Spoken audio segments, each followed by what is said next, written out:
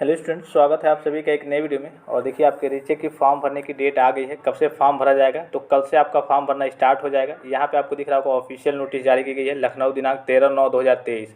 एक बार फिर से मैं आपको बता दूं कि जो भी बच्चे कॉपी में मोबाइल नंबर वगैरह लिख दिए हैं वो आप स्क्रूटनी और रिवीजन का फॉर्म नहीं भर पाएंगे, क्योंकि भर तो पाएंगे लेकिन आपका नंबर 0 0 ही आएगा। इसलिए कि कई सारे बच्चे ऐसे होंगे जिनका मान लीजिए कि सपोज कीजिए कि 10 नंबर आया है, उनका 10 नंबर आया और बैक लग गया, उन्होंने मोबाइल नंबर लिख दिया था।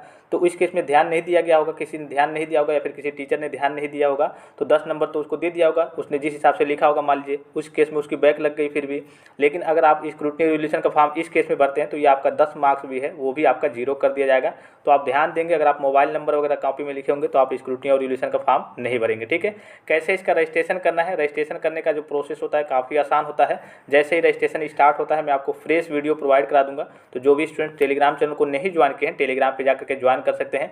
मोबाइल फ़ोन से भी आप कर सकते हैं, कोई दिक्कत नहीं होगी। काफ़ी सिंपल और आसान सा प्रोसेस होता है। मैं सारी चीज़ें आपको लाइव करके दिखाऊंगा। ठीक है, कैसे करना है, क्या करना है, फी पेमेंट कैसे करना है। इसमें आपके 3 चरण होते हैं, जैसे कि यहाँ पे आपको दिख रहा होगा। उपरोक्त आवेदन प्रक्रिया में 3 चरण होंगे। पहला आपका रजिस्ट्रेशन होगा स्क्रूटनी और रिवोल्यूशन के लिए, क्या करना चाहते हैं आप। उसके बाद से आपको फ़ी पेमेंट करना होगा और तीसरे में आपको फ़ी पेमेंट की रसीद डाउनलोड करनी होगी। यही 3 चरण होते हैं। ठीक है, तो ये सारी चीज़ें आपको बताने की ज़रूरत नहीं है। हाँ, एक बात का आप विशेष ध्यान रखेंगे, यहाँ पे देखिए एक चीज़ दिया हुआ है।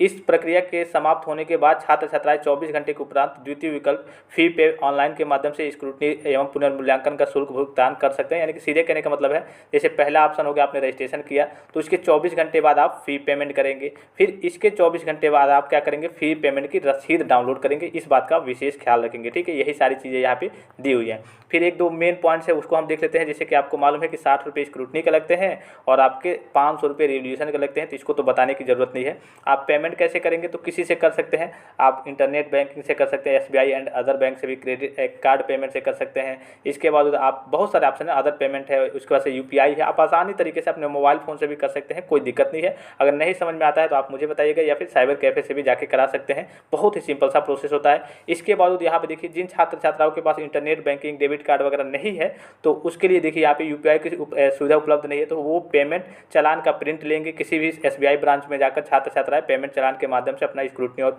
पुनर्मूल्यांकन का शुल्क जमा कर सकते हैं। ये भी सुविधा आपके लिए है। ये सारी चीज़ें हैं। ठीक है, फिर यहाँ पे नीचे देखिए, यहाँ पे जो डेट है इसको देख लीजिए, डेट कब से कब तक रहने वाली है। तीनों चीज़ों मैंने आपको बता दी कि जो भी प्रोसेस करना है, रजिस्ट्रेशन करना है, फ़ी पेमेंट करना है और फ़ी पेमेंट की रसीद डाउनलोड करनी है। तीनों आपको 24 घंटे बाद करना है। यानी कि रजिस्ट्रेशन किया, इसके 24 घंटे बाद आपको फ़ी पेमेंट करना है, फिर 24 घंटे बाद आपको क्या करना है, फ़ी पेमेंट की रसीद डाउनलोड करनी है। डेट क्या रहने वाली है? तो स्क्रूटनी और पुनर्मूल्यांकन के लिए जो डेट रहने वाली है यहाँ पे आपको दिख रहा होगा, 16/9/2023 से लेकर के 22/9/2023 तक आपकी डेट रहने वाली है। यानी कि 16 तारीख से लेकर के 22 तारीख तक आप रजिस्ट्रेशन इसके लिए कर सकते हैं और 24 तारीख तक आप फ़ी पेमेंट जो करेंगे उसकी रसीद वगैरह डाउनलोड कर सकते हैं। इसमें 2 दिन आपको रसीद डाउनलोड करने, चूँकि कुछ बच्चे होते हैं मान लीजिए कि 21 या फिर 22 को जाकर के पेमेंट करेंगे, तो 24 तारीख तक आप फ़ी पेमेंट की रसीद डाउनलोड कर सकते हैं। और रसीद डाउनलोड करने के बाद रसीद की फ़ोटोकॉपी और इसके बाद आपका जो रिजल्ट होता है उसकी फ़ोटोकॉपी लेकर के आपको कॉलेज में जाकर के सबमिट भी करनी होती है। तो यही सारी चीज़ें यहाँ पे दी हुई हैं। और एक मेन चीज़ यहाँ पे दी हुई है, इसको थोड़ा सा ध्यान से देख लेंगे। यहाँ देखिए, यदि स्क्रूटनी एवं पुनर्मूल्यांकन जो मैंने आपको बताया कि अगर आपने मोबाइल नंबर लिख दिया है, ठीक है, कॉपी में, तो इस केस में अगर आपका कुछ नंबर मान लीजिए कि भूल चूक से दे भी दिया गया है, लेकिन अगर आप इसको रीचेक करा रहे हैं, इस केस में आपको फिर से 0 0 मार्क्स दे दिया जाएगा। अगर आपका जो मोबाइल नंबर है वो विजुअल हो गया, वहाँ पे किसी ने देख लिया या फिर कह लिया कि ज़हन में आ गया बोर्ड के, तो आपको 0 0 मार्क्स कर दिया जाएगा, कुछ मिला होगा तो। अदरवाइज अगर आपके 0 मार्क्स हैं, पहले से ही आपने मोबाइल नंबर लिखा था, तब तो कोई दिक्कत ही नहीं है। मतलब तब आप भर ही नहीं, चूँकि भर तो पाएंगे लेकिन भरने से कोई फ़ायदा नहीं है। तो जो भी बच्चे अपने रिजल्ट से असंतुष्ट यानी कि लगता है कि उनको मैंने ज़्यादा नंबर किया था, मेरा नंबर कम आया है, या फिर जो भी हो, खास करके जिन बच्चों की YB यानी कि ईयर बैक लगी है, फेल है, वो खास करके जितने भी सब्जेक्ट में होगा उसमें रिवोल्यूशन का फॉर्म भरेंगे। और मैं पिछले वीडियो में मैंने आपको बताया था, फिर से बता रहा हूँ कि आप स्क्रूटनी नहीं भरेंगे।